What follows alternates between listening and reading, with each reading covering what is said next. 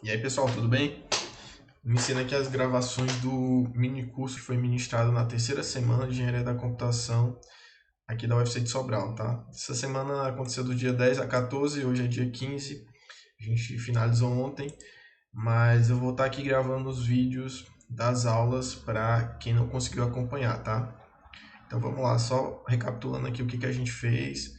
Inicialmente, né? Quem quiser pesquisar o repositório no GitHub, vai precisar GitHub Williams Praciano, tá? Vocês podem entrar aqui no meu perfil. O código tá todo aqui. Introdução ao Node.js, tá? Beleza? E aqui tem o que a gente fez. A gente vai usar o Node.js, tá? Então vocês já podem ir baixando aí o Node.js, versão LTS, beleza? Para Windows é mais fácil, para Linux vocês podem pesquisar como que baixa. O Express, a gente vai instalar ele utilizando o npm, tá? O npm é o Node Package Manager, que é o gerenciador de pacotes do Node. Então aqui tem vários pacotes que são bibliotecas que outras pessoas criam para a gente poder utilizar, tá? E uma dessas bibliotecas é o Express. O Express ele vai servir basicamente para a gente poder lidar com as rotas das nossas requisições, do nosso back-end, tá? Só para voltar um pouco mais para explicar, né? O que é um back-end? Em um sistema web a gente vai ter normalmente um front-end, que é o que é exibido para o usuário, que é a telinha bonita, né? As funcionalidades mais visuais que vão interagir com o usuário. Só que essas funcionalidades elas vêm de algum lugar. Os dados que são exibidos lá, eles são fornecidos por um back-end, que pode ser escrito em Node, PHP, Java, etc. Tá?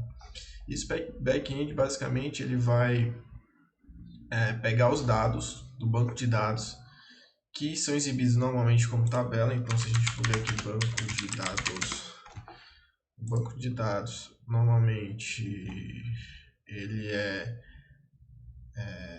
nesse formato, como se fosse uma tabela, vai ter um ID, nome, idade, estado, por exemplo, né? E ele é exibido desse jeito. E a nossa API ela vai pegar esses dados e retornar de uma forma mais legível para o nosso front-end, que é em formato JSON, tá?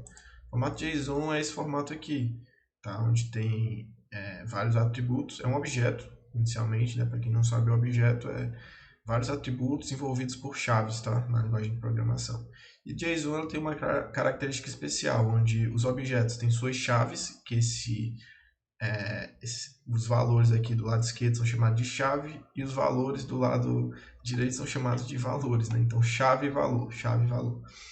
E tanto a chave quanto o valor eles são envolvidos por aspas, tá? A não ser que seja, ou melhor, o valor só é envolvido por aspas se for uma string. Então, por exemplo, Jonathan é uma string, é um texto, então ele é envolvido por aspas, tá? Se for número não precisa, se for booleano não precisa, o array em si não precisa. Mas se for um array de strings, por exemplo, a string dentro do array precisa estar envolvido por aspas, como está aqui, né? Pode ser um array de objetos também, enfim. Mais complexo, mas a gente vai trabalhar com coisas simples aqui. Então, JSON é essa estrutura, tá? E a nossa API vai pegar os dados, que são tabelas, vai transformar em JSON, vai fazer uma regra de negócio, vai validar para ver se esse usuário, se o front-end pode realmente acessar esses dados, tá? Então, a partir dessa validação, ele vai pegar os dados e vai retornar para o front-end e o front-end vai exibir para o usuário, beleza? Então vamos lá. Instalando o Node vai nos permitir rodar JavaScript no nosso computador, porque JavaScript é uma linguagem que normalmente só roda nos navegadores. Tanto é que se eu apertar F12 aqui, eu vou poder digitar código JavaScript, por exemplo. Eu posso criar uma variável let_a recebe 2, tá? Let_b recebe 3, let_s recebe S recebe A mais B. Se eu der console.log no S, eu vou ter que o S é igual a 5, né? Então isso aqui é código JavaScript, tá? JavaScript é uma linguagem que foi feita inicialmente para navegadores. Com o Node a gente pode rodar ela no nosso computador, fora do navegador, como se fosse uma linguagem de programação normal, tá? E além do JavaScript, a gente vai usar uma camada a mais, que é o TypeScript, tá? E com o TypeScript a gente tem tipagem no JavaScript. Isso facilita algumas coisas, torna o nosso código mais legível, né? Nos dá alguns comentários através da ideia que a gente vai usar. A ideia que a gente vai usar é o VS Code, tá? Quem não tem instalado, instale VS Code, beleza? Visual Studio Code, fácil de instalar também. E é isso aí. Então vamos lá. A gente vai criar uma pasta aqui no nosso computador. Então já tem essa pasta, mas eu vou criar uma dentro dela, tá? Então nova pasta introducal Node.sex, beleza? Então vamos lá. Aí aqui eu posso abrir o terminal por aqui. Ou então, para quem não tem, né, tá no sistema mais antigo, pode digitar cmd por aqui, espaço ponto. Cmd espaço ponto, beleza? Aqui em cima, tá? Apaga tudo e digita cmd espaço ponto. Vai abrir o cmd já na pasta que você criou, beleza? Aí você digita code espaço ponto, certo?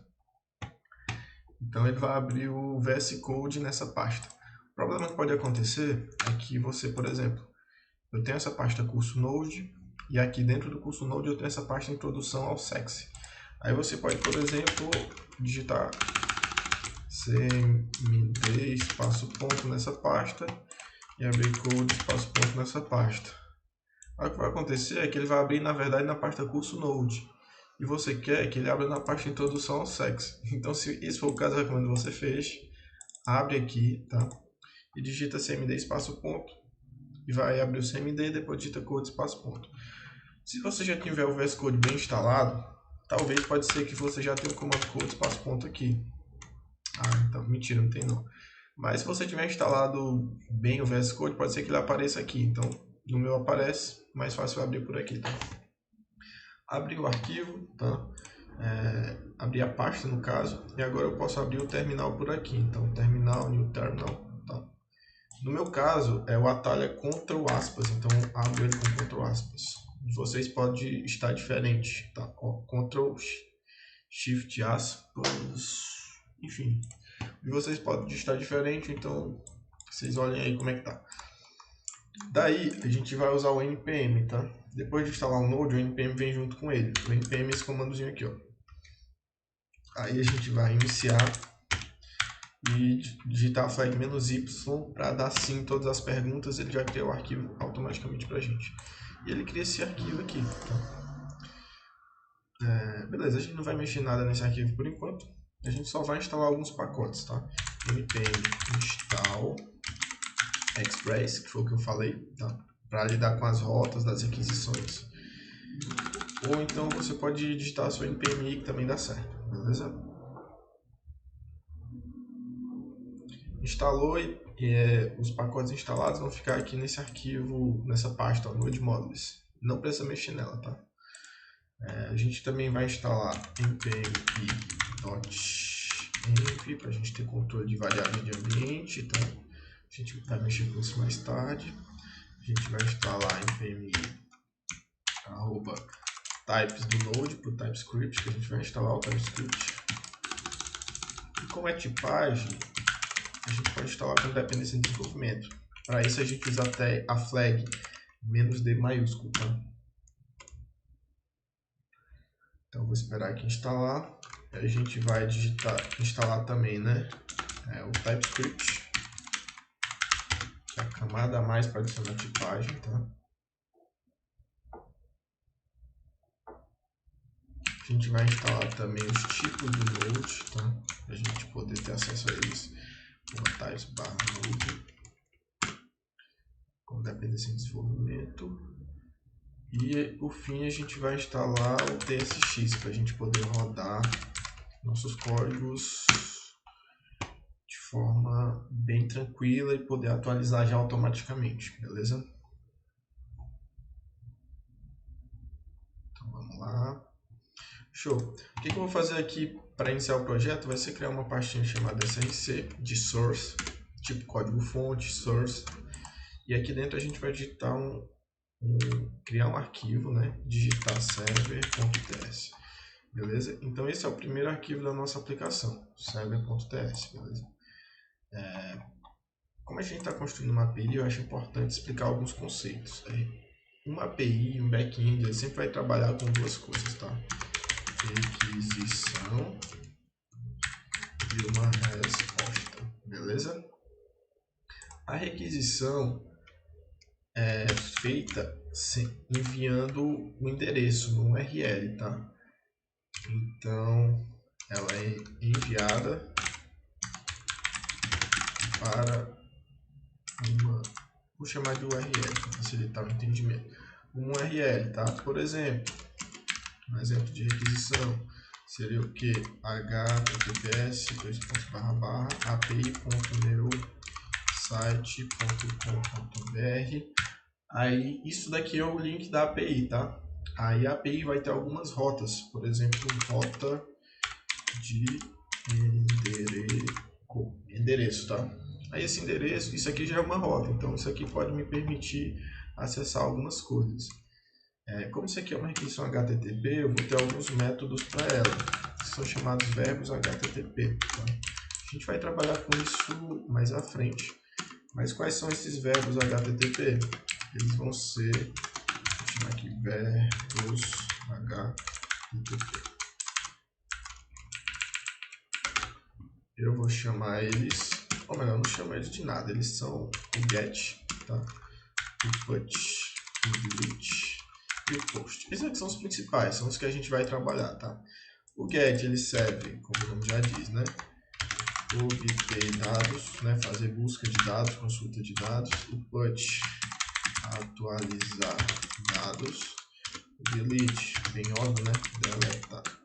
Deletar, apagar dados, vou usar a palavra apagar. E o post para criar ou cadastrar dados. Tá? Com isso, com esses métodos aqui, a gente pode fazer o CRUD da nossa aplicação. Tá? O que é um CRUD? Um CRUD é uma sigla do C de create, né? Criar dados. O R de read, ler dados, tá? O U de update, de atualizar dados, e o D de delete, deletar dados. Então, o CRUD da nossa aplicação, tipo, por exemplo, digamos que a gente tem a entidade de usuários, então a gente faz o CRUD de usuários, então a gente faz os métodos, as funções, os controladores, para poder criar o usuário, ler o usuário do banco, atualizar o usuário no banco e deletar o usuário no banco, tá? Então a gente vai fazer isso com os métodos com HTTP, com os verbos HTTP, o get, o put, o delete e o post, tá? Então, voltando aqui à requisição HTTP. Digamos que eu mando uma requisição tipo get para essa URL, tá? E essa URL ela pode me retornar vários endereços, se for uma rota de listagem, por exemplo. Ela pode me retornar vários, ou ela pode me mostrar só um endereço. Tá? E, normalmente, quando eu quero mostrar só um endereço, eu passo, além da URL, passo também um parâmetro ID aqui. E esse ID é passado dessa forma, por exemplo, 23. Enfim, pode ser um código maior, nesse formato aqui, entendeu? Eu vou colocar aqui só 1, 2, 3, tá? Só para dar o exemplo. Beleza. E a partir dessa requisição que é feita, a nossa API vai processar os dados, ela vai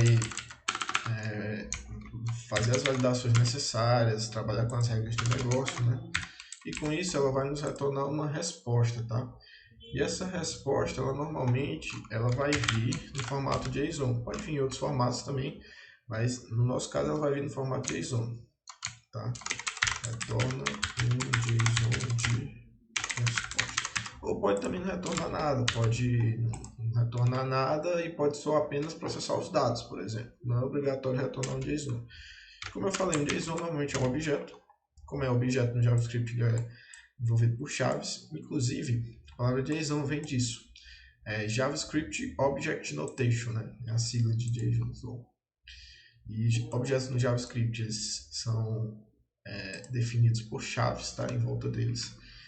E no JSON especificamente, os objetos eles têm que estar envolvidos por aspas, tá? A chave dos objetos, que é essa palavra à esquerda, ela fica envolvida por chaves. E o valor pode ser envolvido por chaves se for string, e se for um número, por exemplo, não precisa. Então, por exemplo, como aqui eu fiz uma consulta da rota de endereço, né? Mostrar o endereço 123, o endereço de ID 123, ele vai ter, por exemplo, uma rua, né? A rua vai ser rua A, por exemplo. E vai ter, por exemplo, o número da rua que precisa de vírgula, tá? vai ter, por exemplo, street number. Street number pode ser um número mesmo. Então, por exemplo, 303 é o número da rua. Vai ter uma cidade, city, aí cidade Sobral, né? Enfim, vai ser um objeto nesse formato, tá? Então, beleza. A gente começou explicando o que é uma API, o que é uma requisição, o que é uma resposta. Agora a gente vai montar, né, nossa primeira rota, tá? Nossa rota de Olá Mundo. Para começar a criar nosso projeto, a gente tem que, obviamente, importar o Express, tá? A gente importa o Express dessa forma. Então, Express, beleza? E após importar o Express, a gente cria a nossa aplicação, vou chamar de app, e ela vai usar essa função Express, que é uma função, tá? E assim eu instancio minha aplicação. E eu digo que minha aplicação, ela vai escutar listem. Todas as requisições são mandadas para port 3333, tá? E para saber se o servidor está rodando, eu posso ainda dar um console.log. Para quem não sabe, para imprimir mensagem na tela no JavaScript, a gente sempre vai usar o console.log, tá? Então, server started on port 333, beleza? Com isso, nossa aplicação está rodando e a gente já pode rodar ela. Mas como é que a gente vai rodar ela? Se nosso código for JavaScript, eu vou mudar aqui para JS só para exemplificar, a gente roda simplesmente com o comando node, tá? src, que é a pasta onde ele está, barra server.js. Acontece que o Node ele não suporta essa versão aqui, essa sintaxe de import, enfim, eu terei que utilizar dessa forma. Vamos utilizar aqui só para, se eu não me engano, require. Bom, se eu não me engano é assim, acho que assim vai funcionar. Vou tentar. Funcionou, servidor iniciado na porta 333, tá? Só que eu não quero usar o Node nessa aplicação, vou usar TypeScript, o TypeScript já suporta essa sintaxe aqui mais recente, tá? Então vou mudar aqui o código para TS, tá?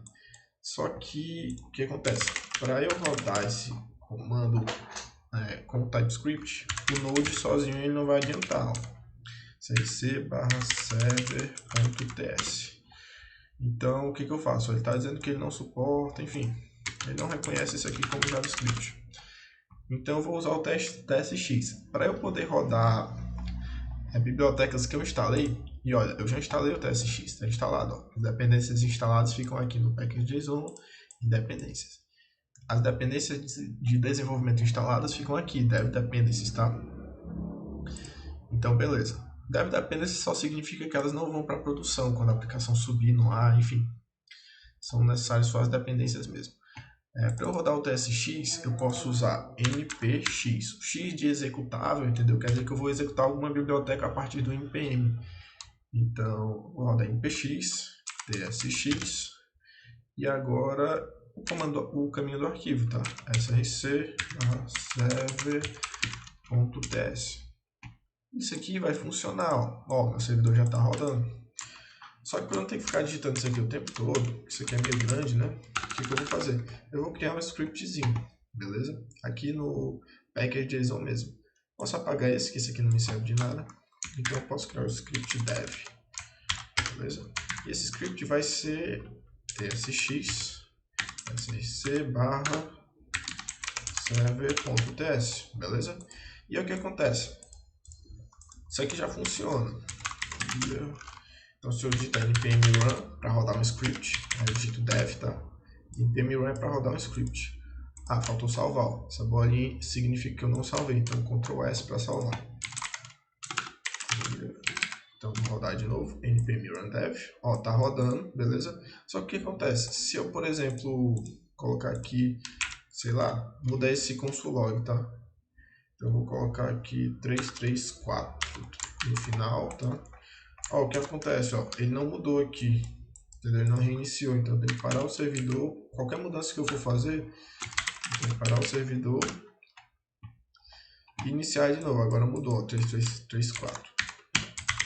Isso é meio chato, então o que eu faço? Para não ter que ficar reiniciando, eu posso usar aqui a flag watch, para ele assistir todas as mudanças que são feitas nesse arquivo. Tá?